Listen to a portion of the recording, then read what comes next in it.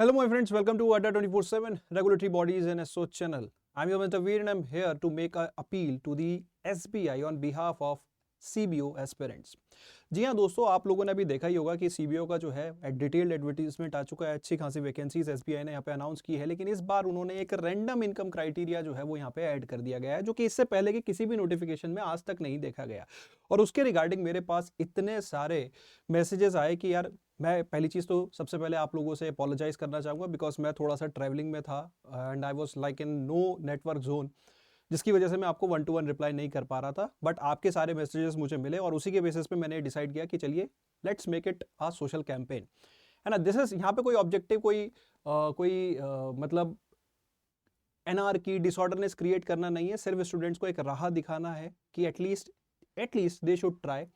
ठीक है, मैं ऐसा क्यों कह रहा हूं, क्योंकि देखिए अभी कुछ टाइम पहले ही हम, क्योंकि रेगुलेटरी बॉडी एग्जाम्स भी कवर करते हैं, और आईएफएससी का भी एक रिक्रूटमेंट आया था जहां पे उन्होंने बहुत ही स्पेसिफिक एजुकेशन क्राइटेरिया मांगा था, जिसकी वजह से बहुत सारे एस्पिरेंट्स जो हैं वो फॉर्म नहीं फिल कर सकते थे।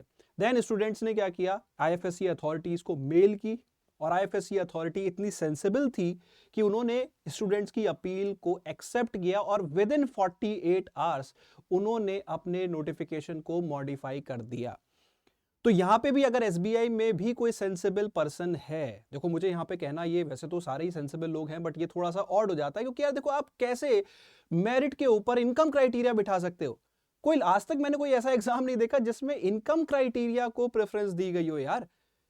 मतलब आप सोचिए, आप रिजर्वेशन में भी ईडब्ल्यूएस क्राइटेरिया रखते हैं कि यार जिसकी इनकम कम है, कम से कम उनके लिए अलग से रिजर्वेशन, लेकिन यहां तो इनकम ज्यादा होनी चाहिए आपको एलिजिबल होने के लिए। तो थोड़ा सा यहां पे मुझे ऑड लगा।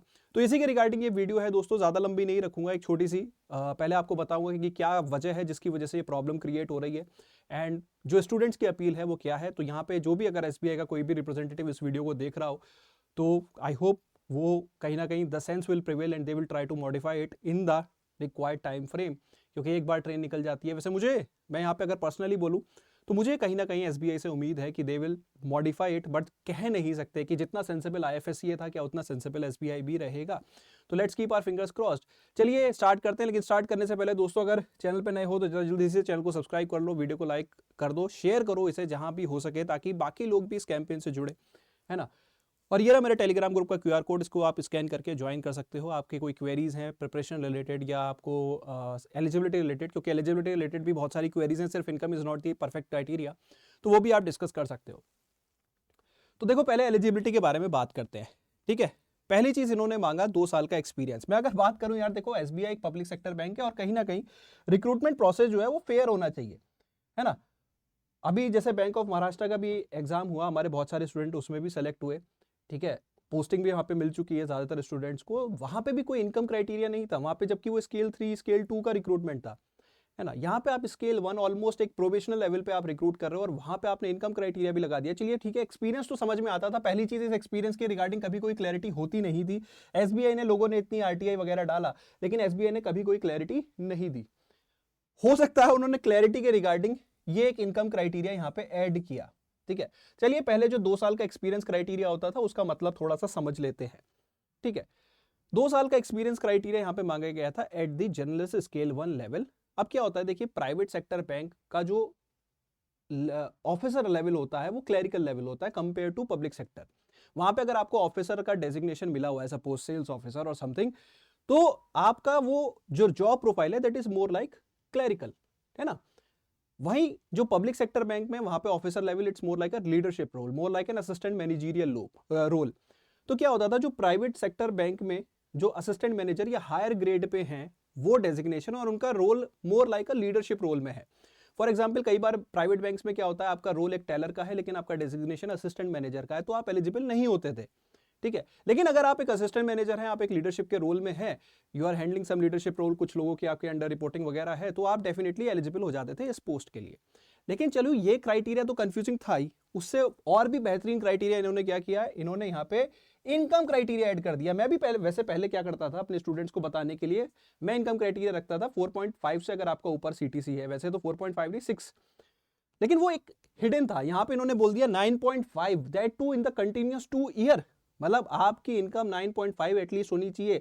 जबकि अगर हम अपने प्राइवेट सेक्टर बैंक्स की रियलिटी के बारे में बात करें, तो मुझे ये कहते हुए जरा सी भी झिझक नहीं हो रही कि हमारे प्राइवेट सेक्टर बैंक्स बहुत ज्यादा पे नहीं करते, है ना।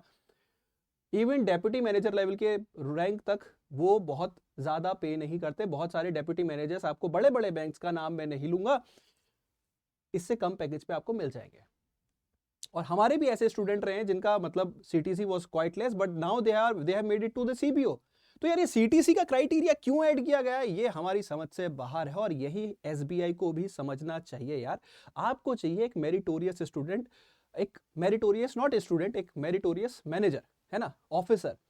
तो यार आप ठीक है, बैंकिंग का एक लीडरशिप रोल समझ में आता था जो पहले भी था, ठीक है, लेकिन ये इनकम क्राइटेरिया ऐड कर देना, इट्स लाइक कि आप फेयर कंपटीशन नहीं चाहते। इट्स लाइक ठीक है यार, एक हायर इनकम है तो आप एलिजिबल हो। मोर ओवर, चलिए मैं यहाँ पे एक और आपसे एक डिस्कशन चाहूंगा कि यार ये इनकम क्राइटेरिया चलिए मैच नहीं होता, तो कम से कम आप एज का तो बढ़ा दीजिए। 30 साल की एज के अंदर such a huge package in commercial banks.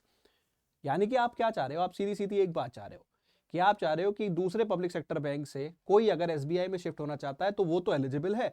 Generally यहां पे कौन इस हीट को फेस करेंगे, वो होंगे प्राइवेट सेक्टर के बैंक एम्प्लॉइज।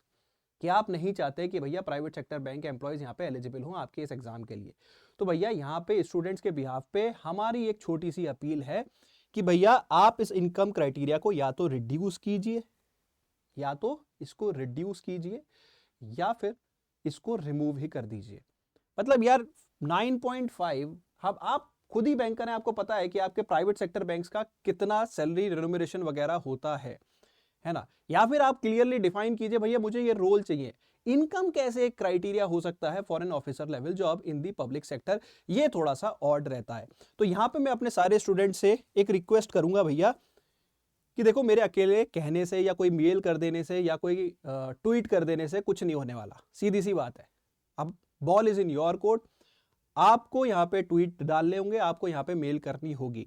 एसबीआई का नोटिफिकेशन उठाओगे तो जहां एसबीआई का लोगो है वहीं पे उनका फोन नंबर भी दिया हुआ है, वहीं उनकी मेल भी दी हुई है, crpd@sbi.co.in आई थिंक, ठीक है। नहीं तो एक बार मैं खोल के भी दिखा देता हूं आप लोगों को, 1 सेकेंड। एसबीआई के कैरियर सेक्शन में चलते हैं,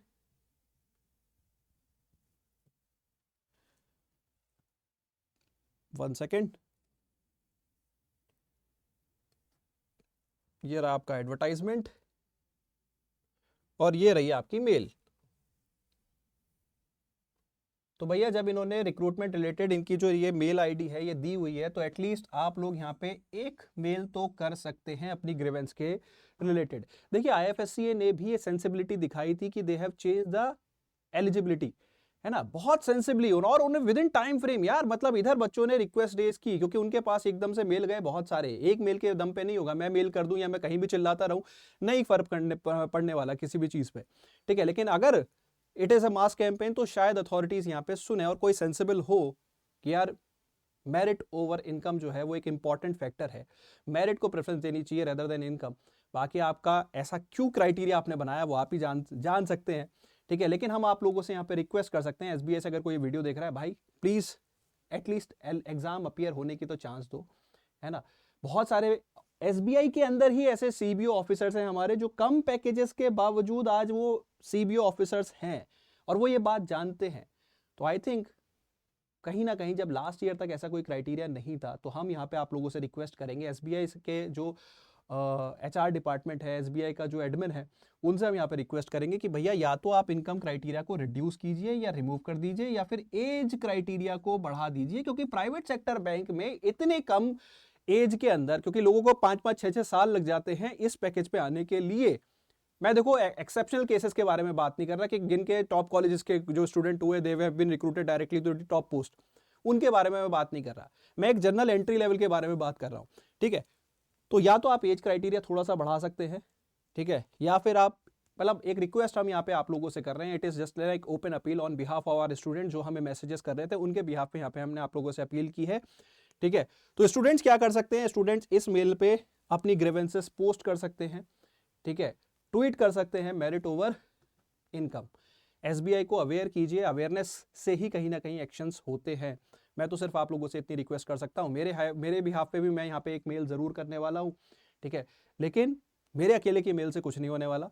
तो प्लीज इस सेशन को जहां पे हो शेयर कीजिए एंड ज़्यादा से ज़्यादा स्टूडेंट्स अगर मेल करेंगे तो एक पॉसिबिलिटी बनती है कि शायद कोई सेंसिबल पर्सन हो जो इस रिक्रूटमेंट प्रोसेस को देख रहा हो और वो इसको मॉडिफाई करे, जैसे कि आईएफएससी अथॉरिटी ने किया था। That is a prime example. जब कोई दूसरा कर सकता है तो आप भी कर सकते हैं। रिजिड होने में कुछ नहीं रखा, रिजिड होने से सिर्फ आप मेरिट को ही खोते हैं, बाकी क्राइटेरिया आप जो बनाना चाहें बना सकते हैं। ठीक है, तो इसी के साथ यहाँ पे मैं सेशन रैप अप करूँगा दोस्तों। और अगर आपकी कोई भी क्वेरी है प्रिपरेशन रिलेटेड, जो अगर बच्चे यहाँ पे लगता है कि वो एलिजिबल है, तो वो मेरे को टेलीग्राम ग्रुप के थ्रू यहाँ रीच आउट कर सकते हैं, नहीं तो हमारे कोर्सेज भी हैं, आप वो चेकआउट कर सकते हैं। लेकिन अभी इंपॉर्टेंट थिंग इज दिस, है ना।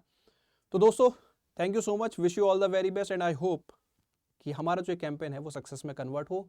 एसबीआई शायद ये जो क्राइटेरिया है उसको चेंज करने की कोशिश करे। तो इसी के साथ वीडियो कर रहा हूँ wrap up. Thank you so much.